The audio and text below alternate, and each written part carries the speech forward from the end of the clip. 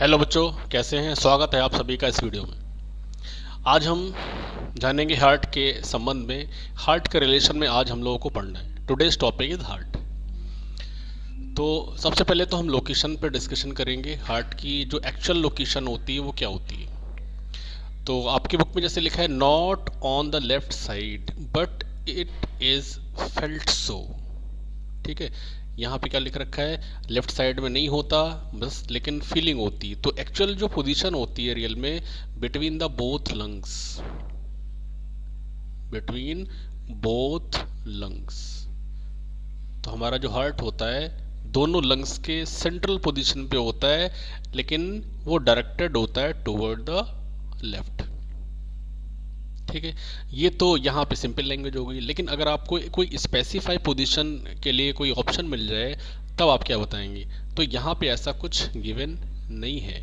तो हम आपको एक टर्म बताते हैं और वो टर्म होते हैं मेडिस्टिनम। क्या होता है? मेडिस्टिनम।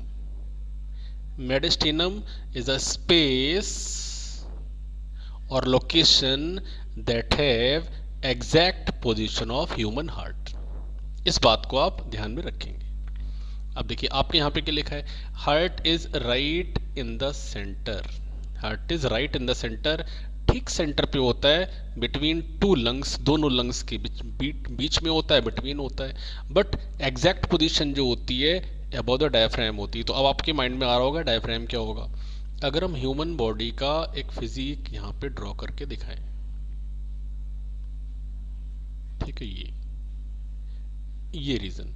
तो जहां से रिब्स एंड होती है ना, जहां से रिब्स एंड होती हैं, यहां पे एक पार्टीशन वॉल होती है जिसको बोलते हैं डायाफ्राम।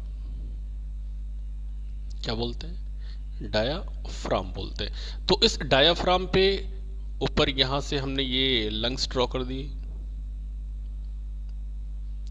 ठीक है, ये लंग्स ड्रॉ कर दिए और ये आपका ये डायफ्राम हो जाता है। तो डायफ्राम के जस्ट ऊपर यहाँ पे इस साइड में ये हो गया हमारा हार्ट। बात समझ आ रही है? तो इसी प्लेस को यहाँ पे बोलेंगे हम, वो मेडिस्टिनम है। तो दोनों लंग्स की सेंट्रल पोजीशन पे हार्ट की पोजीशन होती है, लेकिन इसका जो डायरेक्शन होता है टुवर्ड द लेफ्ट होता है। यहाँ पे ऐसा नहीं मेंशन किया गया, लेकिन अदर बुक्स में आप देखेंगे ना तो सेम पोजीशन ये लिखी हुई है, दोनों लंग्स के सेंट्रल पोजीशन पे होगा, बट डायरेक्टेड जो होता है वो टुवर्ड द लेफ्ट होता है। और एक हमने स्पेसिफिक पोजीशन आपको बताई दी कि मेडिस्टिनम में होता है। ठीक है, अच्छा अब हम बात करते हैं कवरिंग की। कवरिंग कौन सी होगी? तो कवरिंग पे अपने आप ही क्वेश्चन आता है। कवरिंग को बोलते हैं पेरिकार्डियम। हार्ट के अराउंड एक कवरिंग होती है जिसको बोलते हैं पेरिकार्डियम बोलते हैं। और ये पेरिकार्डियम क्या करता है? प्रोटेक्शन प्रोवाइड करता है। हार्ट को प्रोटेक्शन, कई तरह से प्रोटेक्शन दे रहा होगा। जब भी हम रनिंग पोजीशन पे होते हैं या वॉकिंग पोजीशन पे होते हैं तो कहीं ऐसा ना हो बाहर की कोई जर्क लग जाए। ठीक है, दूसरी बात क्या होती है, यही पेरिकार्डियम जब हार्ट बीटिंग करता है तो फ्रिक्शन को भी रिड्यूस करता है। तो फ्रिक्शन को रिड्यूस करने की जो बात है वो किस वजह से होती है? क्योंकि लुब्रिकेटिंग पेरिकार्डियल फ्लूइड भी तो होगा। देखिए यहाँ पे अपनी बुक में तो कहीं ऐसा कुछ है नहीं, लेकिन अगर हम यहाँ पे एक लाइन एक्स्ट्रा ड्रॉ कर दें, यहाँ पे ये ऐसे ड्रॉ कर दें, इस कवरिंग को बोल दिया कि भाई ऐसा है, ये पेरिकार्डियम है। ठीक है, तो आप देख पा रहे हैं ब्लैक लाइन और इस हार्ट के बीच में गैप नजर आया नहीं आया? यहीं पे होगा फ्लूइड, यहीं पे ये फ्लूइड होगा और उस फ्लूइड को क्या बोल रहे हैं? Pericardial fluid. जैसा मेम्ब्रेन का नेम है वैसे ही यहाँ पे ये पेरिकार्डियल फ्लूइड हो जाता है। पेरिकार्डियल फ्लूइड हो जाता है और यही पेरिकार्डियल फ्लूइड होता है वो फ्रिक्शन को रिड्यूस करता है। तो दो बातें आप ध्यान में रखेंगे, हार्ट के अराउंड एक कवरिंग होती है, कवरिंग को बोलते हैं पेरिकार्डियम। ठीक है, और हार्ट और कवरिंग के बीच में एक फ्लूइड भरा होता है, फिलिंग होती है, उस फ्लूइड को बोलते हैं पेरिकार्डियल फ्लूइड बोलते हैं। तो दोनों का एक यूनाइट फंक्शन होता है, protection and reduce the friction during the heartbeat. ठीक है, मेन मैकेनिकल इंजरी से प्रोटेक्शन देना। ठीक है, ये दोनों बातें समझ में आ गई। एक तो लोकेशन की बात कर ली, दूसरी हमने कवरिंग की बात कर ली। अब बात करते हैं साइज की। साइज की बात करते हैं तो साइज जो होता है वो 12 सेंटीमीटर लॉन्ग। ठीक है, ये देखिए यहाँ पे मेंशन कर रखा है। वहीं पे 9 सेंटीमीटर इसकी विड्थ होती है और 6 सेंटीमीटर ये थिक होगा। ठीक है, ये 6 सेंटीमीटर वाला क्राइटेरिया आपके पास नहीं है। ठीक है, वैसे ये तो एक ऑब्जर्वेबल रेंज है कि किसी एडल्ट ह्यूमन में 12/9 का ये साइज मेजरमेंट होता है, लेकिन यहाँ पर हार्ट का जो साइज है बच्चों वो तो वेरी करेगा ना। तो वेरी करने के लिए क्या बोल रखा है, एडल्ट ह्यूमन में हार्ट जो होगा is about the size of our closed fist. Close fist सभी समझ रहे होंगे, बंद जो मुट्ठी होती है उसके साइज का जैसा होता है। ठीक है, चलिए लोकेशन की बात हुई, साइज की बात हो गई और कवरिंग की बात हो गई। अब हम चलते हैं चैम्बर्स की तरफ। तो जैसे कि आप सभी को पता है ह्यूमन किस कैटेगरी में इंक्लूड होता है, मैमल होता है कि नहीं होता है, मैमल होता है। और मैमल के केस में 4 चैम्बर्स होते हैं। How many chambers, 4 chambers. That is human heart include 2 आर्किल्स, 2 आर्किल्स। इन आर्किल्स को एक और नेम दिया जाता है, वो क्या होता है, एट्रिया। ठीक है, ये एट्रिया आपकी बुक में यहाँ पे ये देखिए मेंशन है या फिर इसी को आर्किल भी बोलते हैं। बात समझ आ गई। और 2 क्या होते हैं, वेंट्रिकल्स होते हैं। 2 वेंट्रिकल्स, 2 एट्रिया, बहुत नॉर्मल तरीके से आपको बता रहे हैं। चैम्बर जो होते हैं 4 होते हैं, 2 एट्रिया होंगे और 2 वेंट्रिकल होंगे। अब आपके माइंड में आ रहा है कि जो एट्रिया होंगे वो किस पोजीशन पे होंगे, वेंट्रिकल जो होंगे किस पोजीशन पे होंगे। ठीक है, तो ये जो आर्किल्स होते हैं ये हार्ट के अपर रीजन में होते हैं। कहाँ होते हैं, इन अपर रीजन। ठीक है, वहीं पे जो वेंट्रिकल्स होते हैं ये लोअर रीजन में होंगे। देखिए यहाँ से कोई कंफ्यूजन नहीं होना चाहिए, लोअर रीजन में मिलेगा आपका वेंट्रिकल वाला पार्ट और अपर रीजन में मिलेगा आपका एट्रियम वाला पार्ट। यहाँ तक समझ गए। अब हमें ये समझना है कि एट्रियम और वेंट्रिकल में डिफरेंस क्या है। ठीक है, एट्रियम की बात करिए आप, ठीक है, या एट्रिया की बात करिए तो सबसे पहली बात क्या होती है, ये ब्लड रिसीव करते हैं। क्या करते हैं, ब्लड रिसीव करते हैं। ठीक है, दूसरी बात क्या होती है, स्ट्रक्चरल पॉइंट ऑफ व्यू की अगर बात करेंगे तो थिन वॉल होगी। 2 बातें हमने आपको बताई। लेकिन वहीं पे जब हम वेंट्रिकल्स की बात करते हैं तो वेंट्रिकल्स के बारे में क्या बोला जाता है, एक तो ये ब्लड को पंप करते हैं, ब्लड पंपिंग कौन करता है, वेंट्रिकल करते हैं। फिर सेकंड थिंग क्या होती है, इनकी जो वॉल होती है वो कैसी होती है, थिक वॉल। तो आपके एग्जाम में अगर डिफरेंशिएट करके आता है क्वेश्चन या ऑप्शन में आता है तो आप ये बातें ध्यान में रखेंगे, atrium always receive the blood, ventricles always pump the blood. ठीक है, ये तो वर्किंग की बात हो रही है। अब स्ट्रक्चरल पॉइंट ऑफ व्यू हम आपको क्या बताना चाह रहे हैं, एट्रिया की वॉल थिन होती है, वेंट्रिकल की वॉल थिक होती है। थिक होने के पीछे भी रीजन है। ठीक है, थिक होने के पीछे रीजन ये है कि भाई ब्लड को तो पंप करना पड़ेगा ना ग्रेविटी के अगेंस्ट, तो प्रेशर अप लगेगा नहीं लगेगा। हाई प्रेशर की वजह से वॉल अगर थिन रह गई तो रप्चर होने के चांस होंगे कि नहीं होंगे। इसलिए नेचर ने क्या किया, वेंट्रिकल की वॉल को थिक कर दिया। ठीक है, तो ये बातें हमने आपको इस पैराग्राफ में बताई। अब सवाल ये उठता है कि 4 चैम्बर्ड हार्ट में टाइप ऑफ सर्कुलेशन बच्चों कैसा होगा, टाइप ऑफ सर्कुलेशन कैसा होगा। तो आपको ये ध्यान में रखना है, डबल सर्कुलेशन। कैसा, डबल सर्कुलेशन होता है। ठीक है, डबल सर्कुलेशन, वो भी कंप्लीट डबल सर्कुलेशन। अब डबल सर्कुलेशन का मतलब हो गया कि ह्यूमन हार्ट में 2 टाइप ऑफ ब्लड आता है। ठीक है, 2 टाइप का मतलब हो गया, एक फर्स्ट कैसा होगा, CO2 रिच। कैसा होगा, CO2 रिच। और दूसरा वाला कौन सा होगा, ऑक्सीजन रिच। 2 बातें हैं यहाँ पे, 2 टाइप का ब्लड हार्ट में आता है और उसका पंप भी हो जाता है। तो CO2 रिच हो गया, ऑक्सीजन रिच हो गया। तो जो CO2 रिच होगा उसको बोलेंगे हम डीऑक्सीजनेटेड। क्या बोलेंगे, डीऑक्सीजनेटेड। ये कौन सा वाला है, जिसमें CO2 की रिचनेस होगी और जिसमें ऑक्सीजन की रिचनेस होगी, इसको क्या बोलोगे, ऑक्सीजनेटेड ब्लड। सभी को बात समझ में आ रही है। ऑक्सीजन रिच वाला जो होगा उसको बोलेंगे ऑक्सीजनेटेड, और CO2 रिच वाला जो होगा उसको बोलेंगे डीऑक्सीजनेटेड ब्लड। यहीं से बच्चे कंफ्यूज होते हैं, बहुत आराम से आपको बताया है। वीडियो को अगर रिपीट करके आप सुनेंगे तो आपका माइंड सेट हो जाएगा इस चैप्टर के रिगार्डिंग, फिर चाहे जैसा क्वेश्चन आ जाए तो आप रॉन्ग करके नहीं आओगे, 100% आप करेक्ट आंसर दे करके आएंगे। ठीक है, यहाँ तक बात समझ में आ गई। चलिए अब हम चलते हैं रियल में। हार्ट में ब्लड वेसल भी तो रिलेट कर रही नहीं कर रही? तो जो ब्लड वेसल हैं जो इंटर करती हैं, ठीक है, जब इंटर करने वाली ब्लड वेसल की बात आ रही है, एक तो हो गया एंटीरियर वेना कावा, कहाँ नजर आ रहा है, ये देखिए, ये एंटीरियर वेना कावा है, इसको सुपीरियर वेना कावा बोल दिया। पेज को हम अगर स्क्रॉल कर दें, देखिए पेज को स्क्रॉल कर दिया, तो सेकंड जो होती है उसको बोलते हैं इंफीरियर वेना कावा। देखिए एक तो यहाँ पे आपको दिख ही रहा है, एंटीरियर वेना कावा हो गई जो इंटर करती है, ब्लड को कैरी करके लेके आ रही है। ठीक है, और ब्लड कहाँ फ्री हो जाएगा, यहाँ फ्री हो जाएगा। है क्या ये राइट एट्रियम है।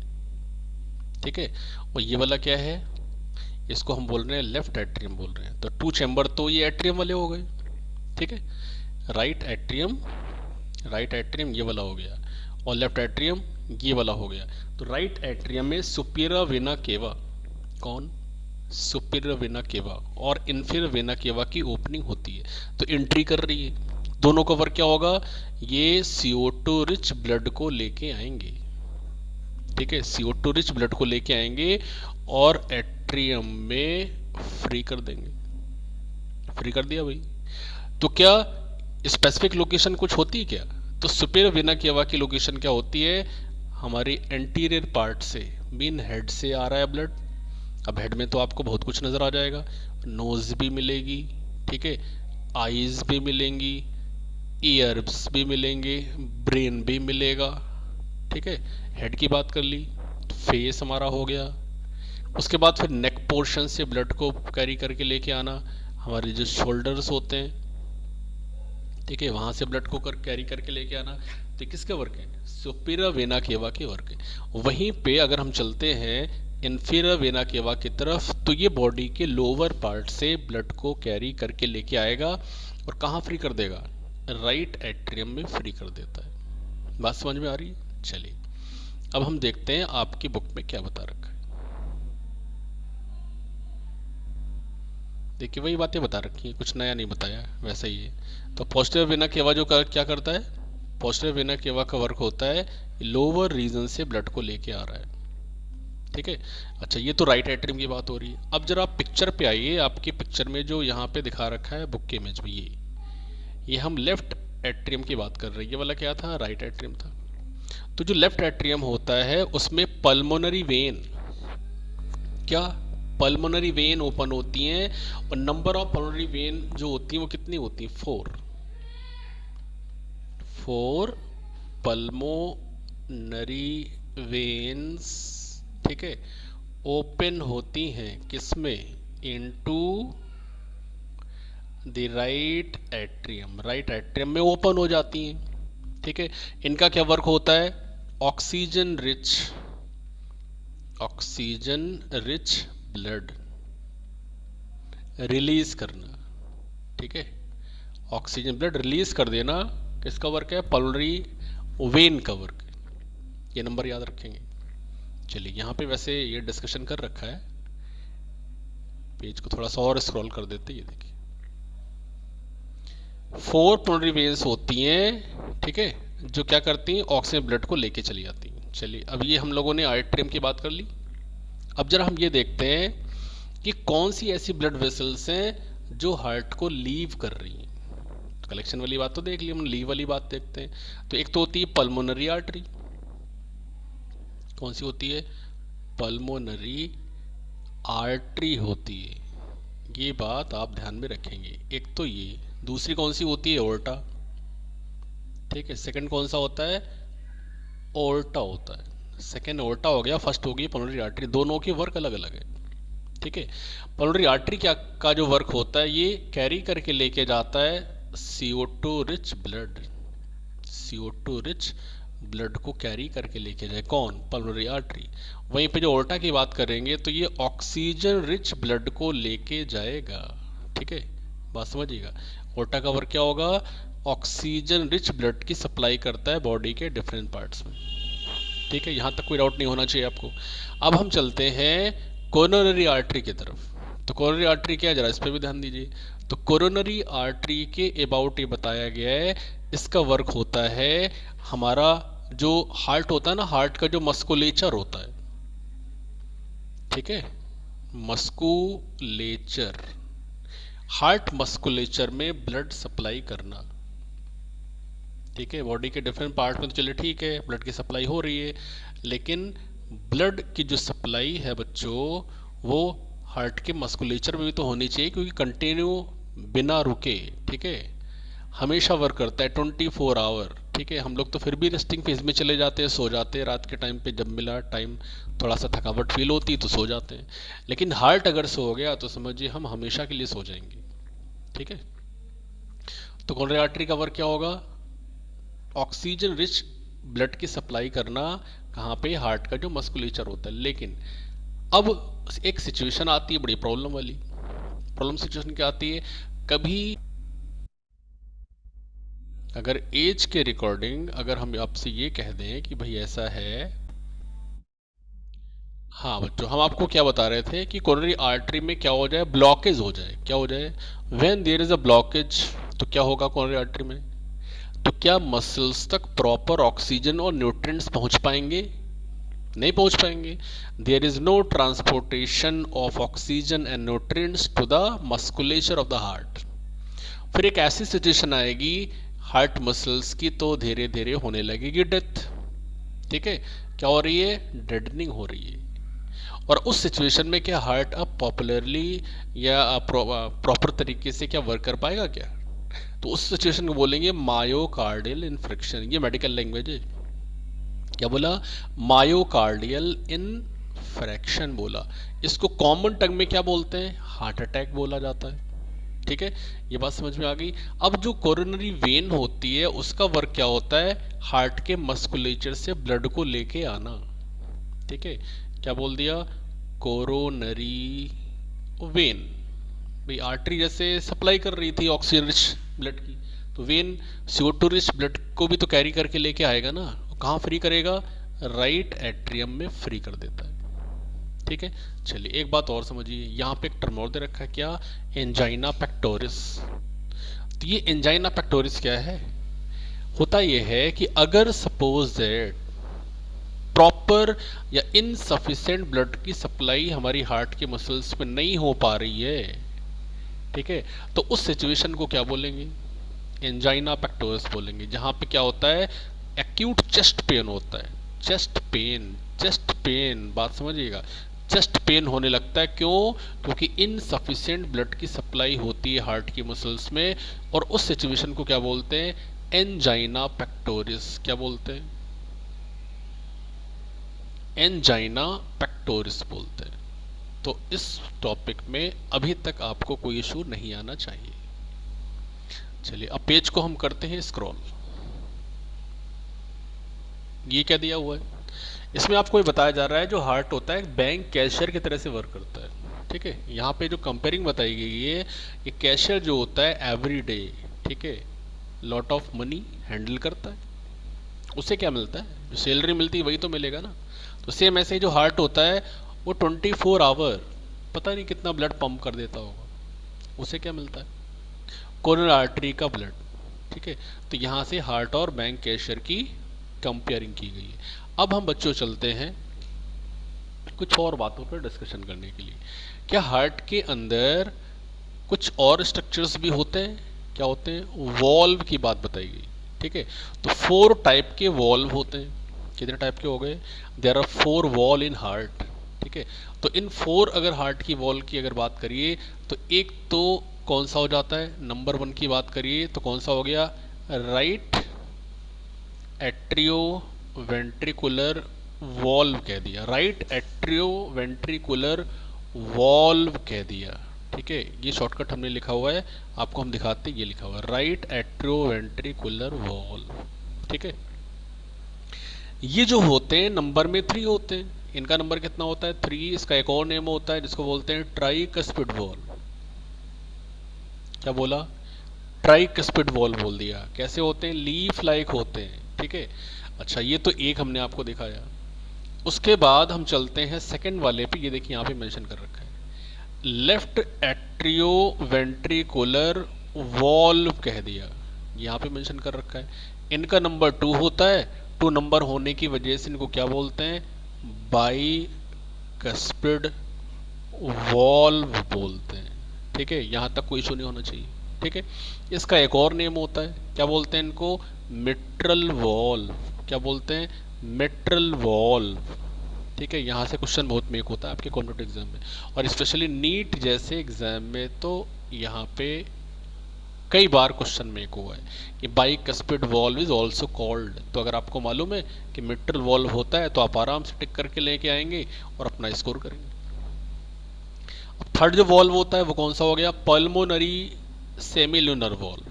तो सेमी लूनर क्यों बोला, क्योंकि shape half moon like structure होता है। ठीक है, पॉकेट जैसे होते हैं, 3 नंबर में होते हैं। फोर्थ वाला कौन सा हो गया, एओर्टिक सेमी लूनर वॉल्व। तो इन दोनों की जो पोजीशन होती है वो अलग अलग होती है। जैसे अगर पल्मोनरी सेमी लूनर वॉल्व की बात करिए तो ये होती है कहाँ पे, कहाँ होते हैं, पल्मोनरी। ठीक है, पल्मोनरी आर्टरी, पल्मोनरी आर्टरी के विद इन होते हैं। वहीं पे एओर्टिक सेमिनल जो वॉल्व होता है वो कहाँ पे होता है, विद इन एओर्टा। ये बात समझ में आ रही, चलिए। तो इस तरह से 4 वॉल्व हो गए। अब इन वॉल्व को नेचर ने दिया क्यों, क्यों दिया है, इसका रीजन आप समझिए। उसका रीजन होता है बैक फ्लो। ठीक है, किसका बैक फ्लो, ब्लड जो होता है, ब्लड का बैकफ्लो प्रिवेंट करना।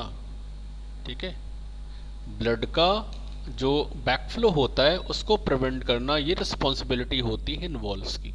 ठीक है, जैसे आपको हम बताएं कि भाई ऐसा है कि ये जो पोजीशन आपको दिख रही है ये क्या है, ये राइट हैंड साइड की पोजीशन है ना।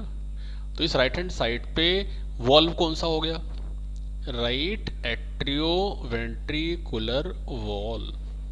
ठीक है, जिसको क्या बोला, ट्राइकस्पिड वॉल्व बोल दिया। बात समझ आ रही है, कहाँ पे होगा, इस जगह पे, यहाँ पे होगा। तो जब यहाँ पे वॉल्व है राइट एट्रियो वेंट्रिकुलर वॉल्व, जिसको कह रहे हैं ट्राइकस्पिड वॉल्व, तो ये करेगा क्या, ये भी समझिए आप। ब्लड भाई यहाँ पे आया, इस जगह पे आया, तो ये नीचे भी तो आएगा ना, नीचे वेंट्रिकल में आएगा नहीं आएगा, राइट हैंड साइड का जो ब्लड है राइट एट्रियम से राइट वेंट्रिकल में आना है। तो अब ऐसा नहीं होता कि फिर से फर्दर बैक फ्लो होगा, तो बैक फ्लो नहीं होने देता। बैक फ्लो क्यों नहीं होने देता, कि अगर यहाँ की वॉल्व अगर क्लोज हो जाए तो बैक फ्लो नहीं होने वाला। बात समझिएगा। ऐसे ही यहाँ पे इस साइड में, लेफ्ट हैंड साइड में कौन सा वॉल्व होता है, बाइकस्पिड वॉल्व। कौन सा वॉल्व, बाइकस्पिड वॉल्व होता है। तो जब ये बाइकस्पिड वॉल्व है, ब्लड भाई आ तो गया। ठीक है, अगर हम राइट वाले की बात कर रहे हैं, ब्लड यहाँ से चलता है नीचे आ जाता है, कि देखिए हमने एरो लगाया। लेकिन ऐसा कभी नहीं होने वाला कि ब्लड आपका वेंट्रिकल से कहाँ चला जाए, एट्रियम में चला जाए, ऐसा कभी नहीं होगा। जब भी ब्लड पंप होने वाला होगा, यहाँ के जो वॉल्व होते हैं क्लोज हो जाते हैं, तो जब क्लोज हो गए तो बैक फ्लो होने का कोई मतलब ही नहीं बनता। सेम ऐसे यहाँ पे देखिए, ये क्या है, पल्मोनरी आर्टरी है। पल्मोनरी आर्टरी में क्या मिल रहा है, सेमी लूनर वॉल्व, पल्मोनरी। ठीक है, पल्मोनरी सेमी लूनर वॉल्व, ये तो कह रहे हैं। देखिए यहाँ पे क्या नाम लिखा हुआ है, ये देखिए पल्मोनरी सेमी लूनर वॉल्व। तो ये हम आपको बता रहे हैं पल्मोनरी, वैसे कॉमन नेम तो यही होता है सेमी लूनर वॉल्व, लेकिन जो आपके कंटेंट में दे रखा है या जो स्पेसिफाई होता है वही आप याद करके रखिए, पल्मोनरी सेमी लूनर वॉल्व। ठीक है, ये पल्मोनरी आर्टरी के अंदर है। ऐसे यहाँ पे भी तो होगा ना, क्या है, एओर्टा है, ये नहीं एओर्टा है भाई, ये जो एओर्टा की नेमिंग यहाँ पे ये है, एओर्टा के अंदर सेमिनल वॉल्व होता है। तो ब्लड अगर ऊपर जाएगा तो नीचे क्यों आएगा भाई। तो यहाँ पे आपको कॉमन थिंग याद करके रखनी है कि valve also prevent backflow of the blood. ठीक है, they maintain unidirectional blood flow. ये बात आपको प्रॉपर तरीके से ध्यान में रखनी। चलिए, यहाँ तक आपको समझ में आ जाना चाहिए हमारे अकॉर्डिंग। बाकी आप वीडियो को कई बार रिपीट करके देख सकते हैं, तो आपको कोई इशू होने वाला नहीं है। अब चलते हैं circulation of blood in the heart. Structure की बात समझ ली, अब हम देखते हैं कैसे सर्कुलेशन होता होगा। देखिए आपके पैराग्राफ को हम समझाएंगे, बहुत एक्स्ट्रा लेवल पर नहीं लेके जाने वाले। तो सर्कुलेशन की बच्चों बात हो रही, क्या बोल रहे हैं, इट स्टार्ट। तो ब्लड का जो सर्कुलेशन होता है बच्चों स्टार्ट होता है कॉन्ट्रैक्शन ऑफ टू एट्रिया। ठीक है, बात ध्यान रखेंगे, सर्कुलेशन ब्लड का स्टार्ट किससे होगा, एट्रिया के कॉन्ट्रैक्शन से होता है, दोनों एट्रिया में कॉन्ट्रैक्शन हो जाएगा। तो जैसे ही कॉन्ट्रैक्शन होने वाला होगा तो वेंट्रिकल जो होते हैं वो किस फेज में चले जाएंगे, रिलैक्स हो गए। फिर से एक बार समझिए, एट्रिया क्या हो रहा है, कॉन्ट्रैक्ट हो रहा है। ठीक है, इस कॉन्ट्रैक्ट को हम क्या बोलेंगे, सिस्टोल। क्या बोलेंगे, सिस्टोल। बच्चे इस पे भी कंफ्यूज रहते हैं, सिस्टोल डायस्टोल क्या होता है। ठीक है, सिस्टोल तो हमने आपकी स्क्रीन पर लिख दिया, एक वर्ड और है जिसको बोलते हैं डायस्टोल। ठीक है, सिस्टोल और डायस्टोल जब होता है तो तभी ब्लड पंप भी हो पाता है, रिसीव भी हो पाता है। तो स्टार्टिंग जो होती है ब्लड के सर्कुलेशन से कहाँ से हो गई, अगर एट्रिया कॉन्ट्रैक्ट कर रहा है, सिस्टोल कर रहा है, तो क्या होगा, ब्लड नीचे आ जाएगा। नीचे कहाँ जाएगा, वेंट्रिकल में तो आएगा ना। ठीक है, तो वेंट्रिकल में अगर आ रहा है तो इसका मतलब है वेंट्रिकल क्या कर रहे हैं, डायलेट कर रहे हैं। डायलेट मतलब रिलैक्स कर रहे हैं। ठीक है, या फिर उसको कह दें हम क्या कर रहे हैं, डायस्टोल कर रहे हैं। और जब डायस्टोल होगा तो ब्लड की फिलिंग चल रही होगी। बात समझ में आ रही है कि नहीं, फिर से एक बार समझिए, ये कहाँ से स्टार्ट होता है, एट्रिया के कॉन्ट्रैक्शन से स्टार्ट होता है, मतलब सिस्टोल से स्टार्ट होता है। तो उसी टाइम पे वेंट्रिकल क्या करेंगे, रिलैक्स होने लगते हैं। ठीक है, and are empty, therefore blood from atria passes into the ventricle easily. देखिए सीधा सा कॉन्सेप्ट है, स्टार्टिंग हुई एट्रिया के वेंट्रिकल से, नहीं हार्ट के एट्रियम में, एट्रियम कॉन्ट्रैक्ट हो गया, ब्लड सारा का सारा कहाँ पे आ गया, वेंट्रिकल में आ गया। वेंट्रिकल ब्लड तभी आएगा जब ब्लड फिलिंग तभी होगी जब वेंट्रिकल रिलैक्स में होगा, डायस्टोल कर रहा हो। नेक्स्ट में क्या बता रहे हैं, अब वेंट्रिकल कॉन्ट्रैक्ट कर गया। अगर वेंट्रिकल कॉन्ट्रैक्ट करता है तो अपोजिट सिचुएशन क्या आ रही है, एट्रिया जो है वो रिलैक्स कर रहे हैं। ठीक है, अब ब्लड जो होगा वेंट्रिकल से प्रेशर अप्लाई होने की वजह से जाना है, कहाँ जाना है भाई, वेंट्रिकल दो होते हैं ना हमारे पास, राइट वाला होता है और हमारा लेफ्ट वाला होता है। तो जो राइट वाला वेंट्रिकल होगा ये ब्लड को कहाँ पंप करेगा, पल्मोनरी आर्टरी में कर देगा पंप। ठीक है, और जो लेफ्ट वाला वेंट्रिकल होगा ये ब्लड को कहाँ पे कम पंप कर देगा, ऑर्टा में पंप कर देगा। ये बात आपको ध्यान में रखनी है। ठीक है, तो जब ब्लड की पंपिंग होने वाली होती है तो अभी हमने वो लोगों ने क्या पढ़ा, वॉल्व। ठीक है, वॉल्व पढ़े नहीं पढ़े, तो वॉल्व कौन से क्लोज हो जाएंगे जैसे ही वेंट्रिकल में सिस्टोल होता है, कस्पिड वॉल्व। ठीक है, और कस्पिड वॉल्व कॉमन नेम कह दिया, ट्राई कस्पिड हो चाहे बाई कस्पिड हो, दोनों के दोनों क्या हो जाएंगे, टाइटली पफ्ड अप। ठीक है, क्लोज हो जाएगा, जिससे क्या होता है, प्रिवेंट हो जाना है ब्लड। ठीक है, कॉमन थिंग में हम आपको बता रहे हैं कि वेंट्रिकल अगर कॉन्ट्रैक्ट हुआ तो बाइकस्पिड और ट्राइकस्पिड वॉल्व हो जाएंगे क्लोज, और जो ब्लड होगा सेमी लूनर वॉल्व को पुश करके कहाँ चला जाएगा, अगर राइट वेंट्रिकल की बात करिए तो पल्मोनरी आर्टरी में ब्लड चला जाएगा, लेफ्ट वेंट्रिकल की बात करिए तो ब्लड कहाँ चला जाएगा, कहाँ चला जाएगा, ऑर्टा में चला जाएगा। ये हमने आपको रिसीविंग और पंपिंग दोनों बातें बता दी हैं आपके इसी कंटेंट के अकॉर्डिंग। ठीक है, चलिए बाकी आप लाइनों को फॉलो कर लीजिएगा, कोई प्रॉब्लम अगर आती है तो आप कमेंट सेक्शन में कमेंट कर सकते हैं, मैसेज हमें कर सकते हैं। ठीक है, चलिए अब चलते हैं हार्ट बीट की तरफ। तो नियरली बच्चों इतने टाइम क्या चलती है, हार्ट बीटिंग चलती है 24 आवर में, वन डे की बात कर लें। ठीक है, ये आप ध्यान में रखें, वैसे इस पे कोई क्वेश्चन नहीं आने वाला, वैसे आप कैलकुलेशन करके भी निकाल सकते हैं, आपको हम तरीका बता देंगे। ठीक है, तो हार्ट बीट के स्टेप्स क्या होते होंगे, कार्डियक साइकिल जिसको बोला जाता है। ठीक है, आप चाहे कहिए कार्डियक साइकिल, ठीक है, या फिर कहिए हार्ट बीट कहिए। ठीक है, तो कार्डियक साइकिल में और हार्ट में बीट में टू टाइप की फेजेस आती हैं, ये बात हम आपको पहले ही बता चुके हैं, सिस्टोल एंड डायस्टोल। दो तरह की सिचुएशन आ रही है, और ये देखिए आपके यहाँ पे लिखा भी है, सिस्टोल भी लिखा है, डायस्टोल भी लिखा है, दोनों बातें लिखी हुई हैं। तो जब सिस्टोल होता है तो मतलब कॉन्ट्रैक्ट फेज होती है, और जब डायस्टोल होता है तो एक्सपेंशन फेज होती है, नॉर्मल पोजीशन में होता है। ठीक है। तो अगर डेफिनेशन वाइज कह दे कि व्हाट इज हार्ट बीट, तो आप क्या बताएंगे? Systole and diastole collectively called heartbeat. ठीक है, तो आपको ये क्लियर हो रहा है, वन हार्ट बीट